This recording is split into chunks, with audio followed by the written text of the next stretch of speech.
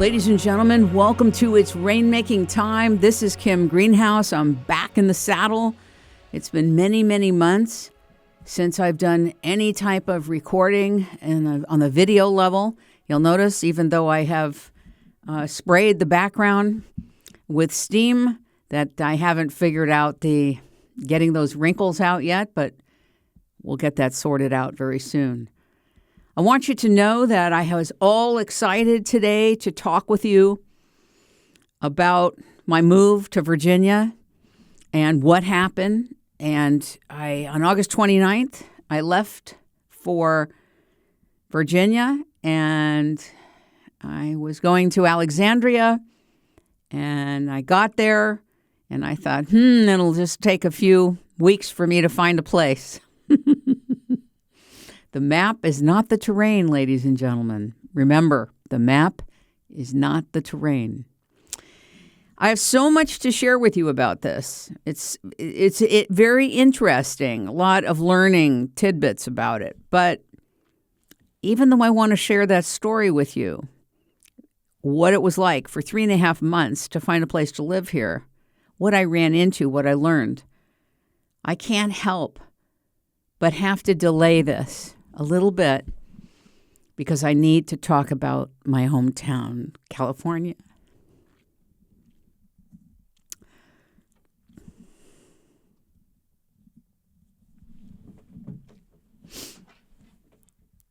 I'm very sad about what's happening to my state, my beautiful home state of California. And in honor of this beautiful state with a lot of good people in it, I need to address some things that I want you to think about and put into your awareness and your focus, because it's worth it. It's worth being aware of some things that are critical to understanding what's happening in California, because it's not just in California. California is an example of something that's going on. Put your politics aside. Wherever you are, you are. Put it to the side and hear me out. You know, if a state has a propensity of being too dry, having a lot of fires,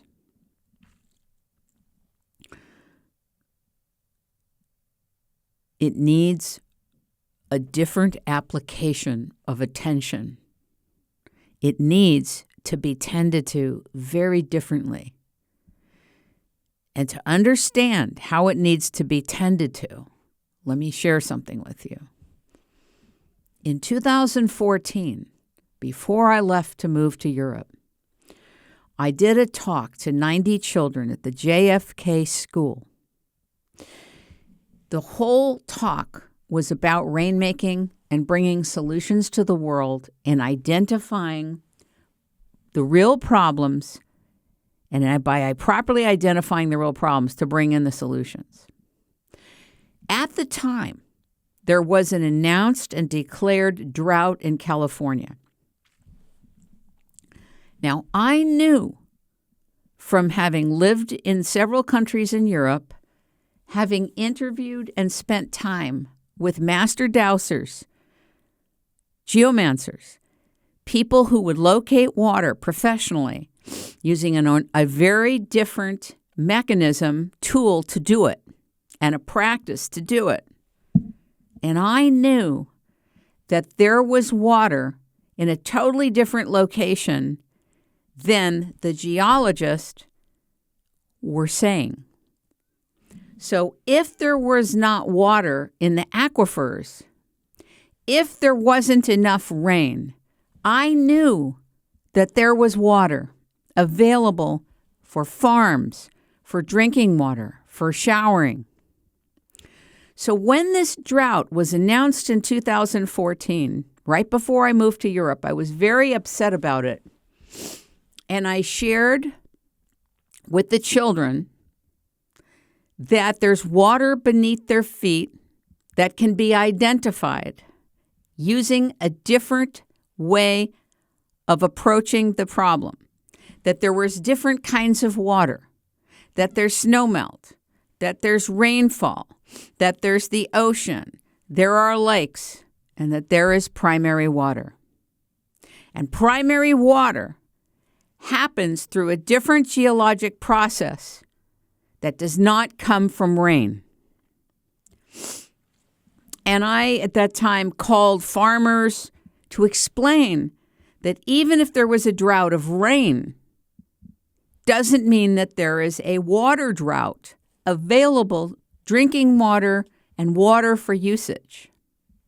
Now, at the time, I didn't know water was being diverted. Available water was being diverted out into the ocean. I didn't know about water municipality contracts that were made or water resources that were being diverted elsewhere or why. I didn't know all that. And I couldn't get anywhere with anybody. I was just a few months from leaving for Europe.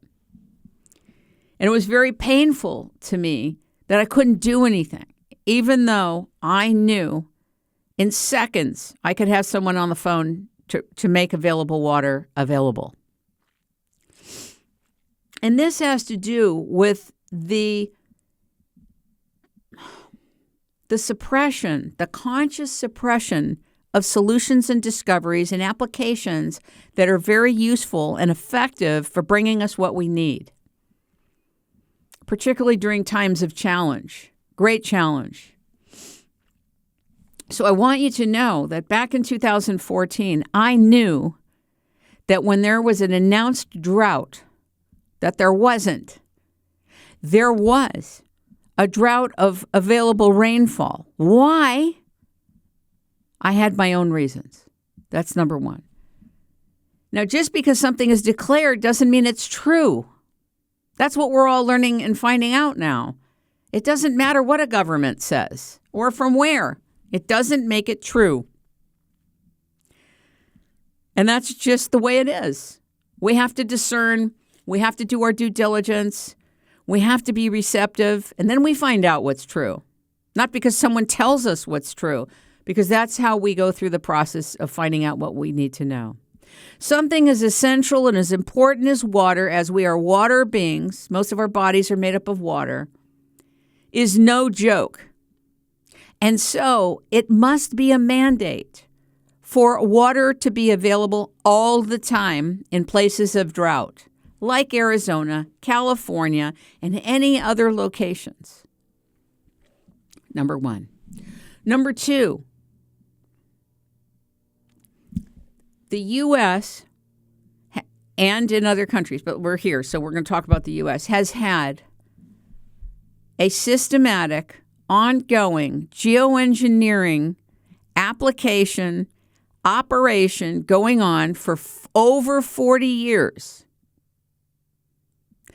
It's so serious what has been done to our molecular structure of air, to ecosystems, to the water supplies, to lakes, to food, the food supply, agriculture, because what's sprayed in the air lands on all of us. Nanotechnology, metals, chemicals, virulent stuff, barium, strontium.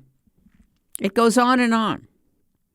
And when people went to speak to it for the last 30 years, they were gaslit. They were told they're a conspiracy theorist. And only recently, in the last 10 years, people in high places are saying, yeah, we're geoengineering. It's because of climate change, global warming. We're stopping it. No impact studies. No way to stop it. We have never consented to being sprayed on like bugs. Never a discussion when it comes to climate change. Never even discussed. It's amazing. It's totally amazing. How is it possible that it's not even discussed? It goes on day and night. Never have we seen fires like in California. Never. that just go on and on and on. That can't, even some of them that you can't even get out for days on end, even after spraying it and spraying it and spraying it. That's because there's been a weather operation going on all over the United States and in most NATO countries. I even covered it on It's Rainmaking Time. So the fact that we're not talking about it, the fact that it's not even in conscious awareness is a problem. What do I see on X? What do I see on, different news shows online and different people reporting on things? It's climate change. It's our fault. It's climate change. What does that mean?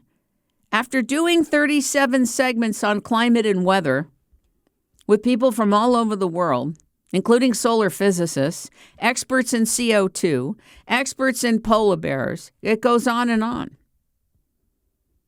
And you know what? You're going to see this all over the place because it's an agenda now. All of this is going to be blamed on climate change, whatever that is. It is whatever it said it is. North Carolina, never seen winds like that. Right? Never seen gushing floods like that out of nowhere. So if you're one of the people in the world that doesn't know that there's weather warfare, that it exists, that it's part of warfare, that it's used to take over land, habitats, ecosystems, if you can't muster the strength and the courage to look at this, you don't belong conversing about what is and is not climate change because you don't know what's going on. If you're not dealing with weather warfare possibility, you're not dealing with the fact that we've changed the molecular structure of environments with geoengineering day and night. If you cannot take into account that there's something and has been something going on to alter all biodiversity that's synthetic, that has nothing to do with us doing something bad, then you're not going to understand what's happening as we see what appears to be climatic or ecosystem events unfold that are synthetic and that are being done for reasons we may not know. What I do know is that fire hydrants need to have water in them. A population needs to have enough water hydrants. The water needs to be full. Reservoirs need to be filled. There can never be an excuse for not checking it. There is no budget that should ever deny this being checked systematically, weekly, biweekly, or monthly. There should be no surprises. There should be an ample amount of firefighters within a certain amount of square miles. And there's no excuse for not having it. There is no allocation into another budget that justifies not having this handled. Period. Exclamation point. End of story. This is a leadership issue. It's a discernment issue. It's an allocation of resources and intent. And if you don't have the preparations for your population and their environment will perish. This is only a part of what's happening, because the other part of what's happening is that the insurance companies have left California. I think it was 65 or 69% are unwilling to renew policies. And what does this mean? By this happening, and then you have regulations that are so phenomenal that you may not even be able to get permits to rebuild for years. By all this happening, all these conditions being what they are, it's not like you just had a fire.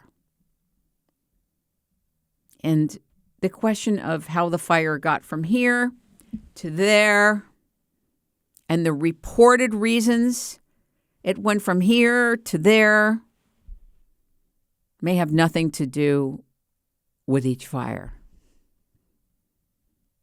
Remember who's telling us what happened and how it happened. And then there's a question of, where did all these people go? Where do hundreds and thousands of people go? Are the hotels filled? Where are they going? Some are going with friends, family. That's a lot of people. Do you know if roads are being closed off or not? So we need to really look with discernment, ladies and gentlemen. What's happening? What is the formal report of what's happening? Where are the fire engines? Where are the planes coming with water?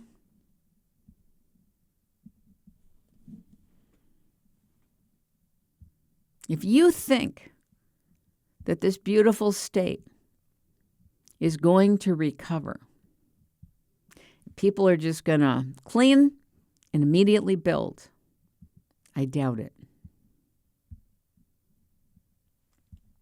Someone sent me, a dear friend of mine sent me a copy of a text that said that there is a train that's being prepared to be put in a similar alignment of where all these fires happened. It's an interesting thought. I can't do due diligence about it. I don't have time right now, but it would be worth looking at as a piece of an investigation. Is that true?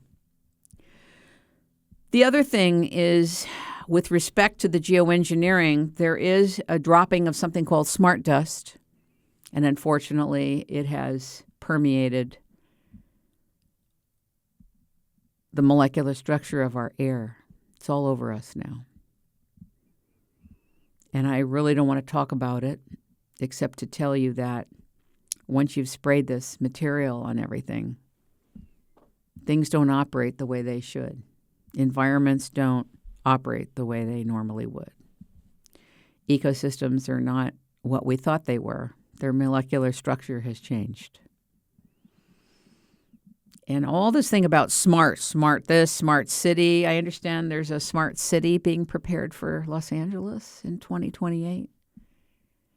So I think as an investigator, you have to look at future plans, other plans, like the conditions throughout the whole system of what's going on. And does it mean that a real organic fire didn't start? No, I didn't say that. But was it intended to be arson? And was it only just the person that was caught? Maybe not.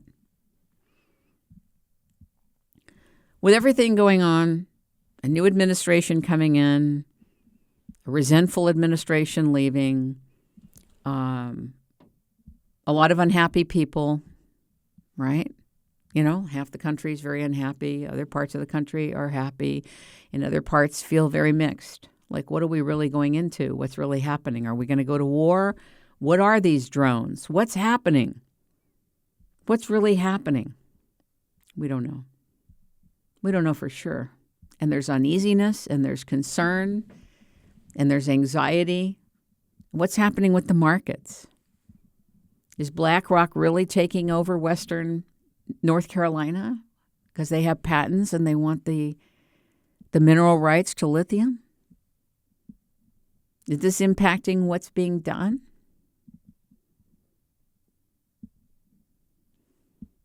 You know, we can steer hurricanes. And that owning the weather is a document that is available to all of us. It was written, I think, 25 years ago. I think. It's called Owning the Weather. Owning the Weather 2025. Written by the military. Well, we're there.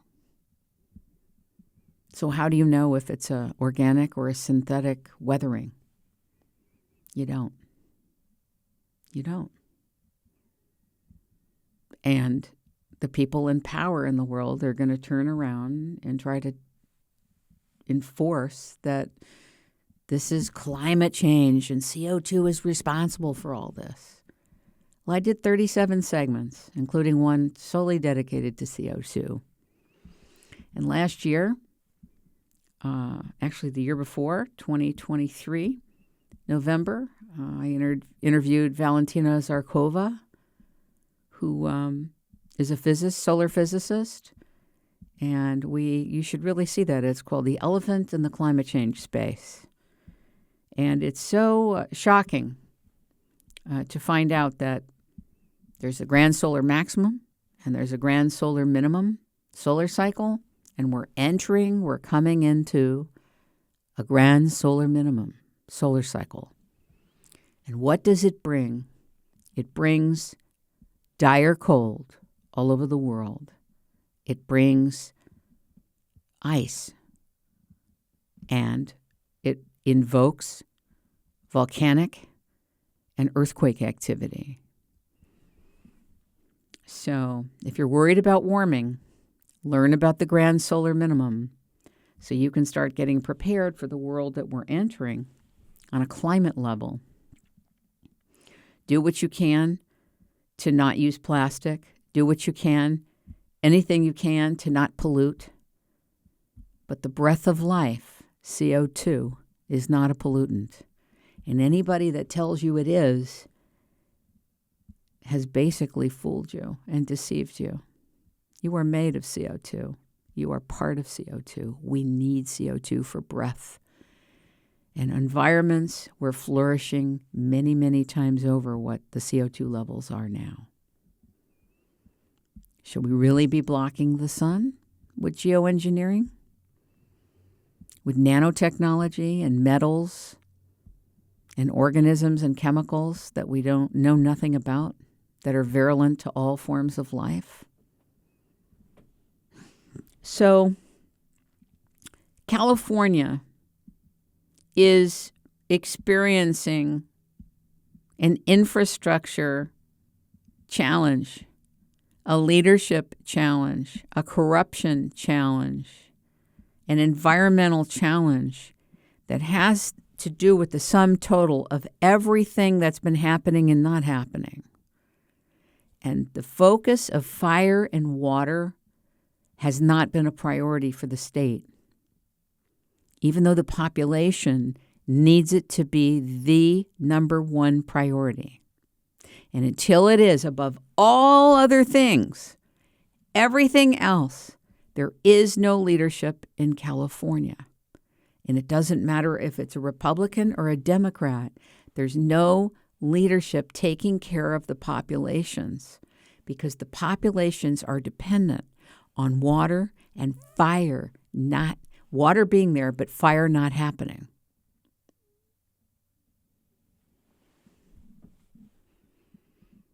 And if you can't rebuild, because you can't get permits to rebuild for years,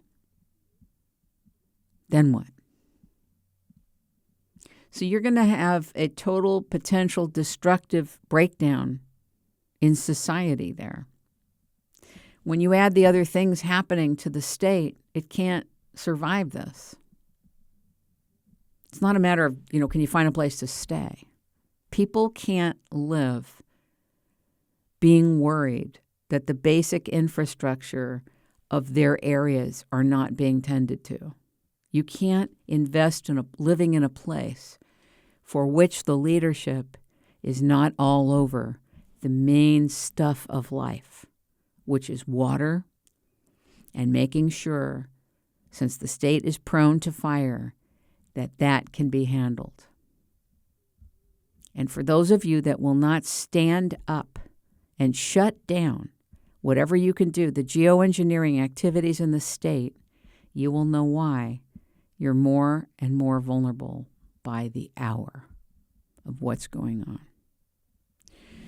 I want to invite you all to make suggestions who you would like me to interview, topics you'd like me to cover. I've done 500 shows, interviewed celebrities, Nobel Prize winners, best-selling authors.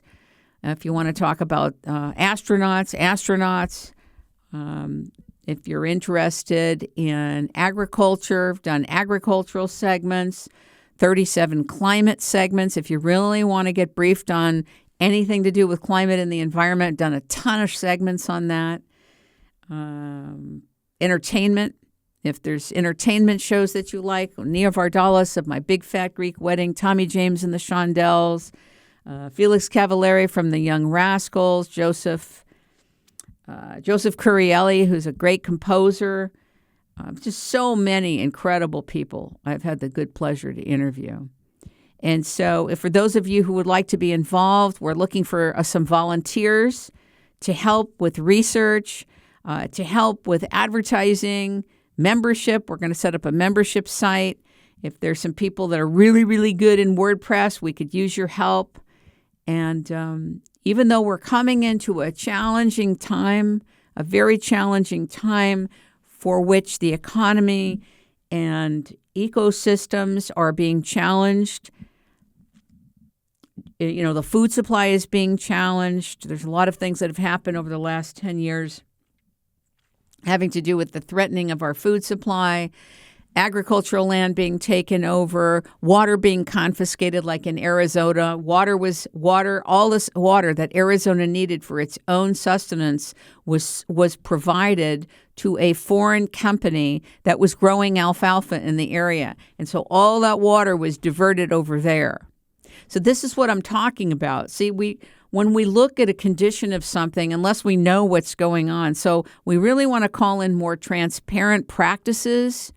What is happening with the water resources in municipalities? I think it needs to have way more oversight. I think the fire departments need more oversight and more support of galactic levels.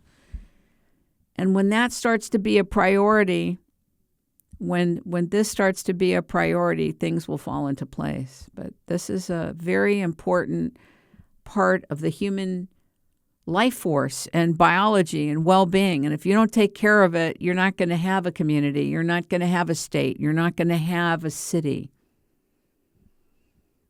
So I'm Kim Greenhouse, and this is my first time back. And I'm rusty. You can see I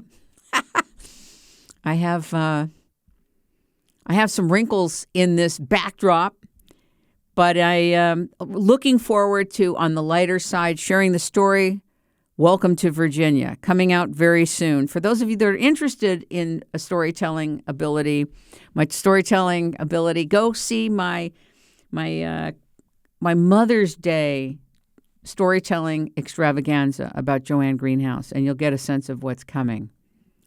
Thank you very much. Happy New Year. Please share this with everybody you know, and thank you for being here. It's Rainmaking Time.